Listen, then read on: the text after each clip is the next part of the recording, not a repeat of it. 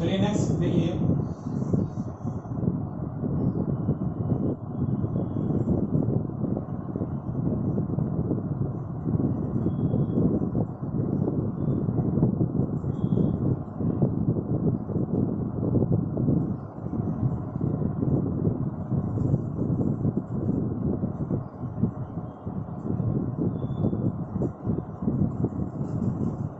आपको क्वेश्चन क्या दिया है कि equivalent capacitance between point A and point B is 1 microfarad, then find the value of C. C A B आपको इस बार ऑलरेडी दे रखा है। सी ए बी क्या दिया हुआ है? 1 माइक्रोफैरड दिया हुआ है।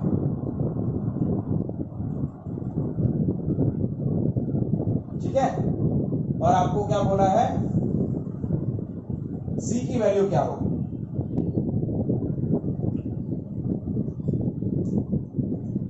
कैसे करेंगे? देखिए ये टर्मिनल यहां है, इसके बजाय हम चाहे तो यहां भी लगा सकते हैं। थोड़ा सा क्वेश्चन को उसने घुमा दिया, कुछ नहीं किया कि भाई पॉइंट बी इधर नहीं लेके इधर ले सकते थे। अब बैटरी हो गई यहाँ पे कनेक्टेड। अब मेरे हिसाब से इजी होगा आपके लिए। अब देखिए क्या हुआ, ये दोनों पैरेलल में हैं, तो इन दोनों का इफेक्टिव क्या हो जाएगा? इन दोनों का इफेक्टिव 2.5 प्लस 1 3.5 माइक्रोफैरड, और इन दोनों का इक्विवेलेंट सी ए बी आपको क्या दिया हुआ है? सी ए बी आपको दिया हुआ है 1 माइक्रोफैरड। तो देखिए ये दोनों कैपेसिटर सीरीज में है, तो 1 by C A B is equal to 1 by C plus 1 upon 3.5। तो सी ए बी की वैल्यू क्या हो गई? C into 3.5 upon C plus 3.5, C1 C2 C1 plus C2, ये वैल्यू 1 है। 3.5 C अपॉन 3.5 प्लस C, क्रॉस मल्टीप्लाई किया देखिए, तो 3.5 plus C is equal to 3.5 C। तो 3.5 इज इक्वल टू 2.5 C, क्योंकि ये C इधर गया तो ये बच गया 2.5 C। तो C की वैल्यू हो गई 3.5 अपॉन 2.5 यानी 35 बाय 25। C की वैल्यू हो गई 7 by 5 microfarad. So that is the value of C। Is it clear?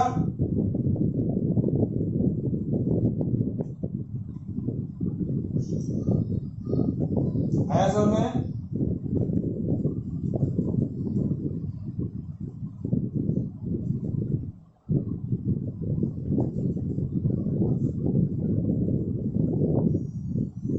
चलिए इसी से रिलेटेड एक और इसी वैरायटी का एक क्वेश्चन मैं आपको दे रहा हूं, आप सॉल्व करके बताइए हो रहा है या नहीं हो रहा है।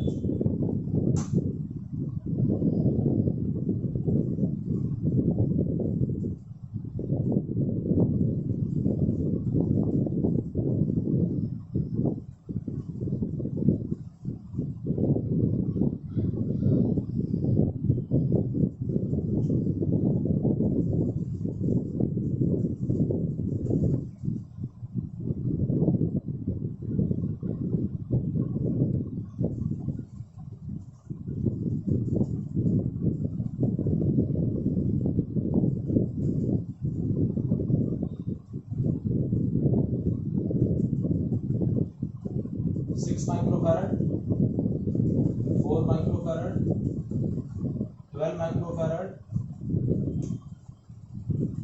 8 माइक्रोफैरड, 2 माइक्रोफैरड, 2 माइक्रोफैरड, और इसका कैपेसिटेंस है C, और सी ए बी आपको दिया हुआ है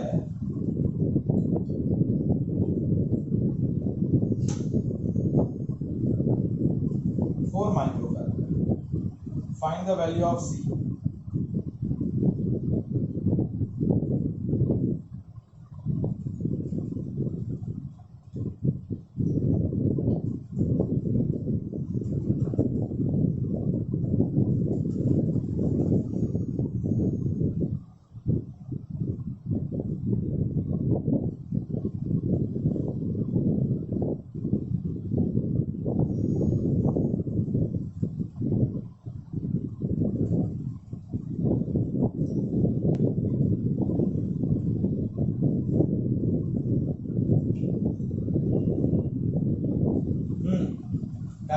सॉल्व करूं?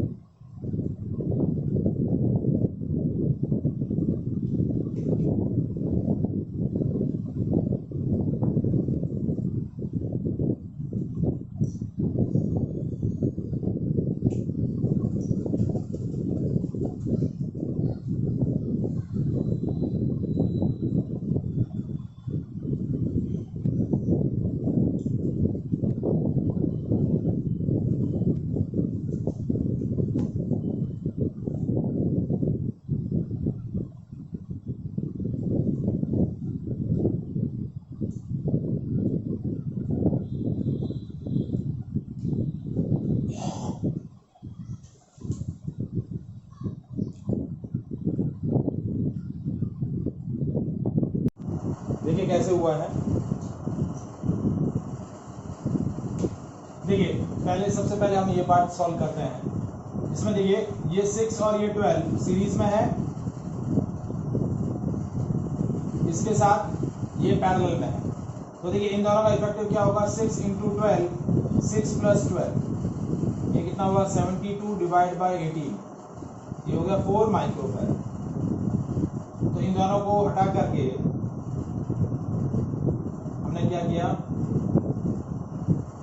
ये कायम कर दिया, ये 4 माइक्रोफैराड और ये 4 microfarad. Now this 4 and 4 are in parallel, तो इन दोनों का इफेक्टिव क्या हो गया, 4 and 4 कितना हुआ 8। तो यहां हटा के यहां हमने लगा दिया 8 माइक्रोफैराड, 4 प्लस 4 कितना हो गया 8 माइक्रोफैराड। अब देखिए सेकेंड, देखिए मैं वापस से बता रहा हूं, देखिए जिनको कंफ्यूजन हुआ वापस से देखिए, ये 6 ये 12 और ये 4, ये 6 और ये 12, तो 6 और 12 का इफेक्टिव क्या होगा, 6 इंटू 12 अपॉन 6 प्लस 12 कितना आया 4। इन दोनों को हटा के ये 4 और ये 4 कितना हुआ, पैरेलल में है तो 8, तो इसको हटा करके ये मैंने लगा दिया 8 माइक्रोफैराड। यहां तक समझ में आया? Is it any doubt? अब देखिए ये 8 और ये 1 सीरीज में है, तो 8 और 1, now this 8 and 1 are in series, so their effective is 8 into 1, 8 plus 1, 8/9 microfarad. तो इसका हटा करके हमने क्या कर लिया,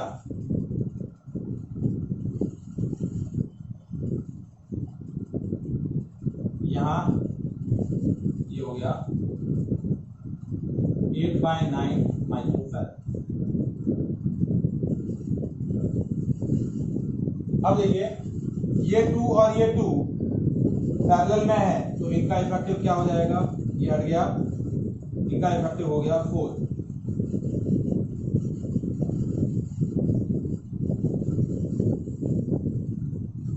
ठीक है, ये 8 और ये 4 अगेन सीरीज में, तो इनका इफेक्टिव 8 इंटू 4, 8 प्लस 4, 32/12, यानी कितना हो गया, 4 से कैंसिल करें 8/3 माइक्रोफैराड। तो इन दोनों को हटा करके ये मैंने ले लिया 8/3 microfarad. Now this 8/3 and 8/9 again in a parallel, ये कैपेसिटर को हटा के यहां लगाओ या इसको हटा करके यहां लगा दो, ये दोनों पैरेलल में, तो इन दोनों का इफेक्टिव क्या हुआ, 8/3 प्लस 8/9, 9 एलसीएम, तो 24 प्लस 8, 32/9, कितना हो गया 32/9। तो इन दोनों को हटा करके ये हट गया, ये पूरा हट गया, ये हो गया 32/9। now this 32/9 and C are in series and their effective is 4 microfarad. तो देखिए 1/CAB is equals to 1/C plus 1/32/9. तो 1/C यानी 1/4 is 1/CAB is 1/4 plus is equals to 1/C plus 9/32. इसको इस तरफ लाया 1/4 minus 9/32 is equals to 1/C. 32 LCM ले लिया, ठीक है, तो ये हो गया 8, ये 4 माइक्रोफैरड गलत है, मतलब 8 आ रहा है ना, माइनस 1/32 आ रहा है, तो 8 इस CAB की जगह 1 ले लो या 2 ले लो, चलो 4 नहीं 2 माइक्रोफैरड लिया, तो ये हो गया 1/2 minus 9/32 is equals to 1/C. 32 LCM, ये हो गया 16 minus 9 is equals to 1/C. ये हो गया 7/32 is equals to 1/C. तो C की वैल्यू होगी 32/7 माइक्रोफैरड. CAD की वैल्यू 4 माइक्रोफैरड की बजाय मैंने 2 माइक्रोफैरड लिया. Is it clear? तो इस तरीके से आपको कैपेसिटर्स के नेटवर्क को आपको रिजॉल्व करना रहेगा. Is any doubt? एक एक पार्ट को चेक करना है और धीरे धीरे उसको रिजॉल्व, थोड़ा प्रैक्टिस करेंगे तो आराम से रिजॉल्व हो जाएगा. Now we'll discuss one important network of capacitor which is known as Wheatstone bridge. क्या बोलते हैं इसको? Wheatstone bridge. In this network of capacitor, 5 capacitors are connected in a bridge format. इस तरीके से कनेक्ट होते हैं, देखिए.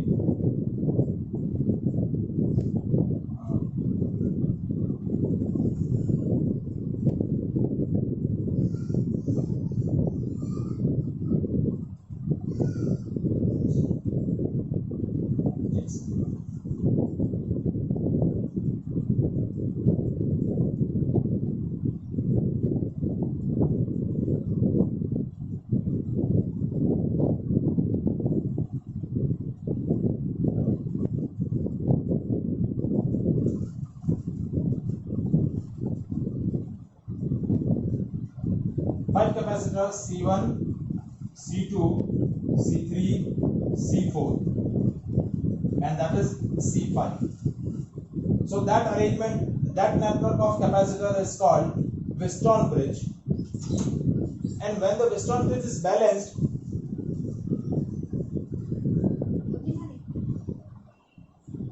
so what is the condition of balanced Wheatstone bridge?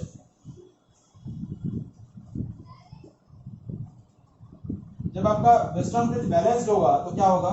C1/C2 is equals to C3/C4 और C1/C3 is equals to C2/C4. जब आपका Wheatstone bridge balance होगा तो इस कैपेसिटर और इस कैपेसिटर का रेशियो और इस कैपेसिटर और इस कैपेसिटर का रेशियो, या तो ये रेशियो इक्वल होगा या फिर क्रॉस इंटरचेंज करें, ये और ये और ये और ये, इसका इसका रेशियो इक्वल होगा. तो जब इस तरीके का बैलेंस Wheatstone ब्रिज होगा तो ये जो 5th कैपेसिटर है ये रिमूव हो जाएगा इस नेटवर्क से. When the Wheatstone bridge is balanced, then we will remove C5. क्या कर लेंगे? C5 रिमूव कर देंगे. उसके बाद क्या हो जाएगा? ये दोनों कैपेसिटर C1 C2 सीरीज में हो जाएंगे, C3 C4 सीरीज में हो जाएंगे और उन दोनों के इफेक्टिव पैरेलल में होंगे. And after that we will calculate the CAB. So that is a condition of balanced Wheatstone bridge. C1/C2 is equals to C3/C4 और C1/C3 is equals to C2/C4. अब देखिए इसको एक न्यूमेरिकल क्वेश्चन से हम इसको डिस्कस करते हैं. देखिए हमने क्या बोला कि ये है आपका 10 माइक्रोफैरड, ये है 30 microfarad, this is 20 microfarad and that is 60 microfarad, और ये आपका 15 माइक्रो। और आपको क्वेश्चन बोला कि फाइंड CAB, क्या बोला है? CAB की वैल्यू कैलकुलेट कर। तो देखिए C1/C3 का रेशियो, C1/C3 10/30 यानी 1/3, एंड C2/C4 का रेशियो 20/60 यानी 1/3। तो देखिए C1/C3 is equal to C2/C4 equal है, तो this is balance Wheatstone bridge.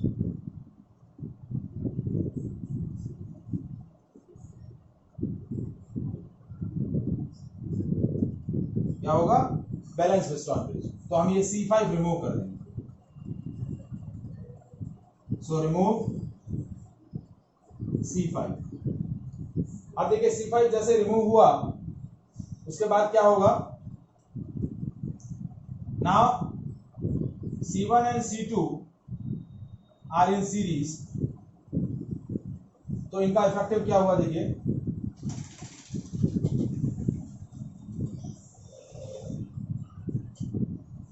10 into 20 10 plus 20 तो हो गया 200/30 यानी 20/3 माइक्रोफैरड। उसी तरीके से C3 and C4 are also in series, तो इन दोनों को हटा के हमने लगा दिया 30 into 60 30 plus 60, ये हो गया 1800/90, ये हो गया 20 microfarad. Now this 20/3 microfarad and this 20 microfarad are in parallel, तो आपका CAB हो गया 20/3 plus 20, ये हो गया 80/3 माइक्रोफैरड। समझ में आया?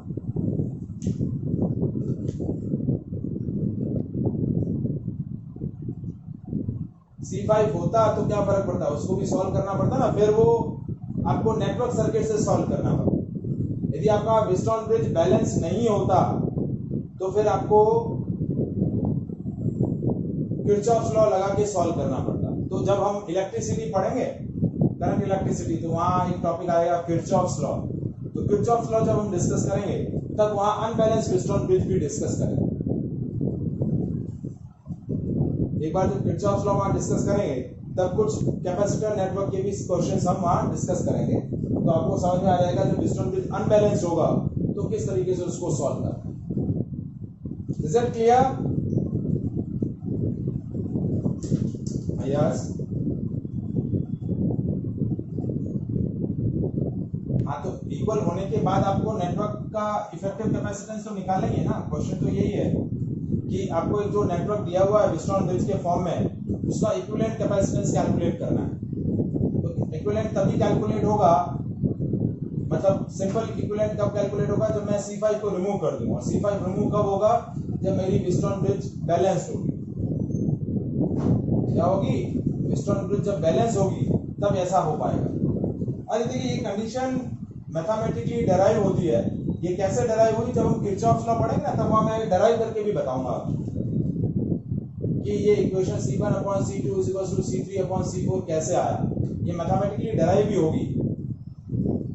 अब देखिए व्हीटस्टोन ब्रिज का एक और नेटवर्क होता है जो मेजरली पूछा जाता है। देखिए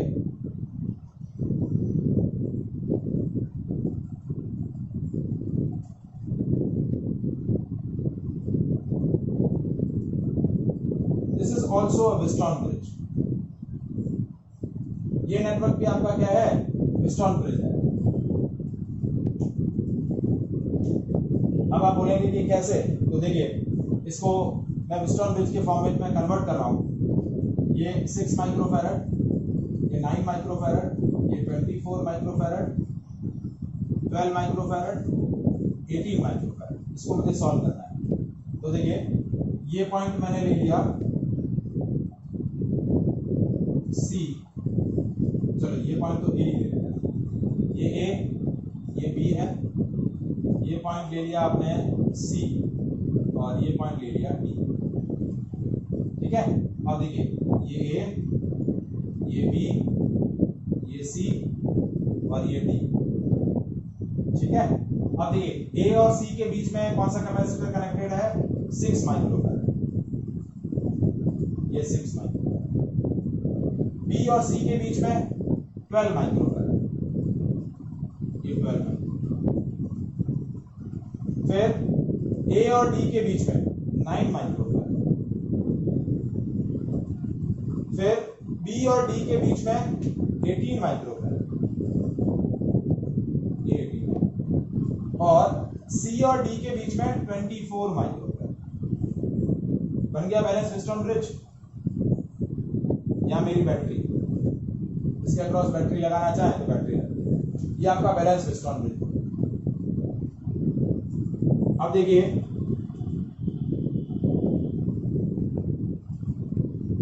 अब रेशियो निकालेंगे C1 अपॉन C2 यानी 6/12, या ये रेशियो निकाल लो 6/9 और ये हो गया 12/18। सो 6/9 होता है 2/3 और 12/18 भी 2/3, ठीक है। रेशियो इक्वल है तो ये व्हीटस्टोन ब्रिज बैलेंस हो जाएगा। वी रिमूव 24 माइक्रोफैराड, ये वाला हट गया, ठीक है। Remove 24 microfarad. इसके बाद क्या होगा, ये दोनों सीरीज में हो गए तो इन दोनों का इफेक्टिव 6 × 12, 6 + 12,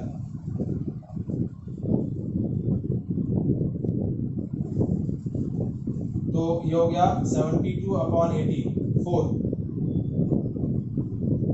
और इन दोनों का इफेक्टिव देखिए 9 × 18, 9 + 18, तो ये हो गया 9 × 18/27, 1, ये 3, 6 माइक्रोफैराड, क्या हो गया 6 microfarad. Now 6 microfarad and 4 microfarad are in parallel, तो CAB हो जाएगा 4 + 6, 10 microfarad. So that will be your effective capacitance.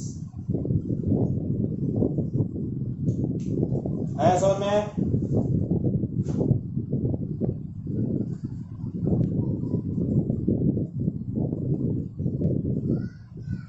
किस तरीके से नेटवर्क सॉल्व हो रहा है?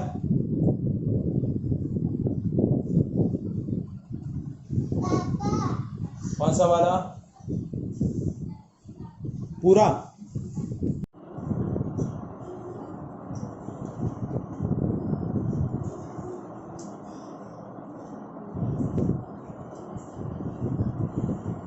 ये दो पैरेलल प्लेट्स हैं, इस तरीके से कनेक्टेड है।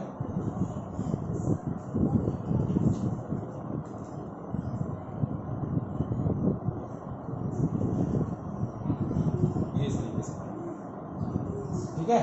आपको कैलकुलेट करना है, calculate equivalent capacitance between point A and point B. ये 4 मेटल प्लेट्स हैं, 1, 2, 3 और ये 4 प्लेट्स के बीच का गैप D लेना है और प्लेट्स का एरिया A लेना है। Area of each plate A है and separation between 2 plates D होगा। एंड इन दोनों प्लेट्स के बीच में वैक्यूम प्लेस है, एयर है या वैक्यूम। तो अब देखिए कैसे करेंगे। सपोज ये हमने बैटरी से कनेक्ट कर दिया इस तरीके से, ठीक है। अब बैटरी से यहाँ पॉजिटिव चार्ज गया इस टर्मिनल से, तो यहाँ पर भी पॉजिटिव चार्ज आ गया और यहाँ पर भी कंडक्शन की वजह से पॉजिटिव चार्ज आ गया। मेटल प्लेट्स है और ये नेगेटिव चार्ज प्लेट है, तो यहाँ नेगेटिव चार्ज आ गया और यहाँ भी नेगेटिव चार्ज, ठीक है। अब देखिए ये प्लेट नंबर 1, ये प्लेट नंबर 2, ये प्लेट नंबर 3, ये प्लेट नंबर 4। अब देखिए प्लेट 1 जो है वो A से कनेक्टेड है, प्लेट 2 जो है वो B से कनेक्टेड है। ये 1 ये 2। इसी तरीके से प्लेट 3 आपकी B से कनेक्टेड है, प्लेट 4 1 से कनेक्टेड है।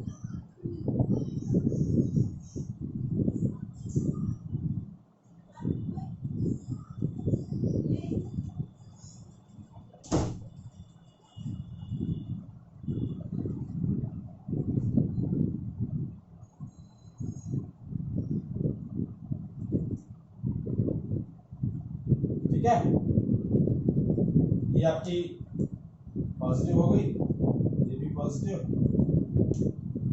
ये नेगेटिव। तो दो पैरेलल प्लेट कैपेसिटर हो गए which are connected in parallel. ठीक है, एक का कैपेसिटेंस है A epsilon naught by D, तो CAB की वैल्यू हो गई 2C, तो CAB हो गया 2A epsilon naught by D। समझ में आया?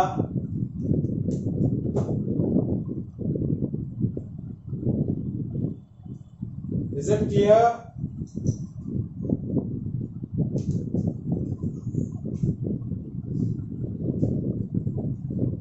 ठीक है, अब देखिए मैं थोड़ा सा अरेंजमेंट चेंज कर रहा हूं।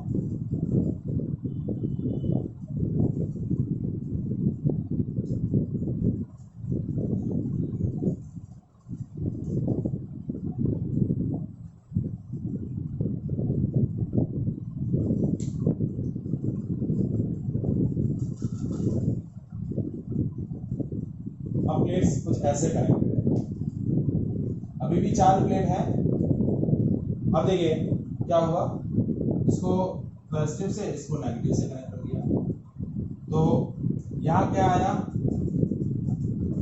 पॉजिटिव चार्ज, और यहाँ पर भी पॉजिटिव चार्ज आ गया कंडक्शन की वजह से, और इन दोनों प्लेट्स पर नेगेटिव चार्ज आ गया, यहाँ पर भी और यहाँ पर।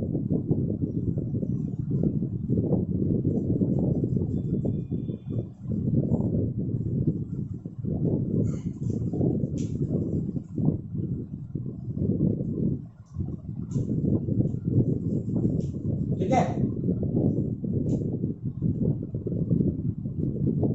अब देखिए ये जो प्लेट है, ये वाली जो बीच वाली जो प्लेट है जो नेगेटिव है, ये वाली प्लेट नेगेटिव, ये वाली पॉजिटिव, तो इसमें क्या होगा, देखिए एक यदि यहाँ मैं नेगेटिव ले लेता, यहाँ पर भी नेगेटिव होगा, तो एक पैरेलल प्लेट यहाँ बन गई, एक पैरेलल कैपेसिटर ये बन गया, और एक पैरेलल प्लेट कैपेसिटर ये बन गया। मतलब एक प्लेट जो है वो रिपीट हो रही है। जैसे देखिए ये प्लेट नंबर 1, ये प्लेट नंबर 2, ठीक है, ये प्लेट नंबर 3 और ये प्लेट नंबर 4। तो अब देखिए जो एक प्लेट है वो रिपीट हो रही है, प्लेट नंबर 2 और प्लेट नंबर 3 ये जो है वो रिपीट हो जाएंगे। कैसे, देखिए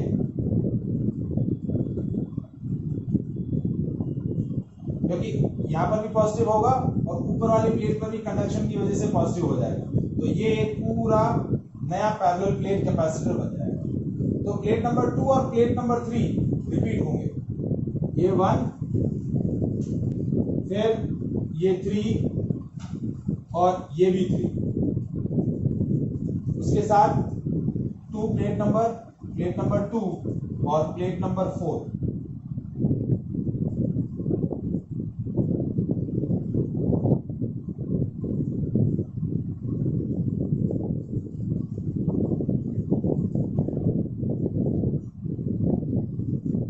देखिए ये जो बीच वाली दो प्लेट हैं, प्लेट 2 और प्लेट 3, इनकी पोलैरिटी से क्या होगा, दो कैपेसिटर बन जाएंगे।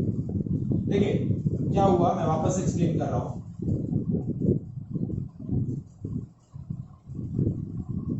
क्योंकि प्लेट जो है वो ये वाली प्लेट जो है दोनों के बीच में इंसर्ट की गई, तो देखिए यहाँ नेगेटिव चार्ज आया, देखिए यहाँ पॉजिटिव चार्ज आया, तो इस वाली प्लेट के दोनों फेसेस पर क्या आएगा, पॉजिटिव चार्ज आएगा, और ये जो ऊपर वाली रेड प्लेट है इसकी दोनों फेसेस पे क्या आएगा, नेगेटिव चार्ज आएगा ना।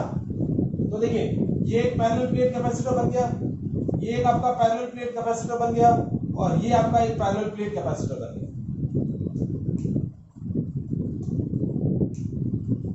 आपकी जो प्लेट नंबर 2 है और प्लेट नंबर 3 है, देखिए ये प्लेट नंबर 1, ये प्लेट नंबर 2, ये प्लेट नंबर 3, ये प्लेट नंबर 2, और ये भी प्लेट नंबर 3 और ये प्लेट नंबर 4। तो देखिए प्लेट नंबर 3 दो बार है पॉजिटिव और प्लेट नंबर 2 दो बार पॉजिटिव।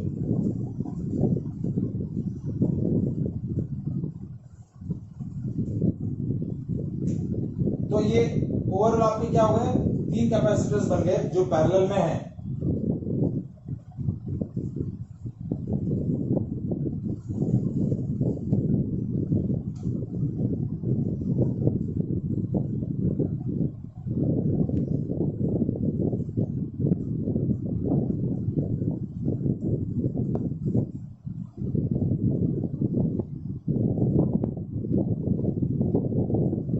तो देखिए ये 3 कैपेसिटर्स बन गए आपके जो कि पैरेलल में हैं, 1, 2 और ये 3 प्लेट।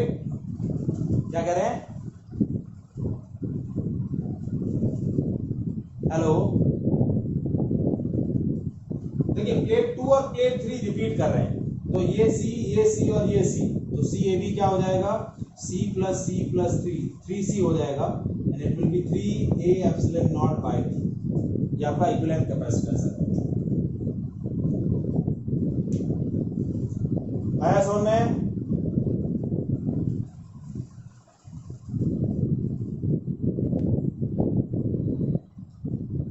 आया मान्य, समझ में आ गया अब? ठीक है, सो that is a equivalent capacitance of series and parallel grouping of capacitance. ठीक है, नेक्स्ट क्लास में इस चैप्टर का लास्ट टॉपिक हम डिस्कस करेंगे, dielectric and effect of dielectric on the capacitance. ठीक है, और चैप्टर आपका फिनिश हो जाएगा, फर्स्ट यूनिट आपका कंप्लीट होगा, फर्स्ट और सेकंड चैप्टर कंप्लीट हो जाएंगे।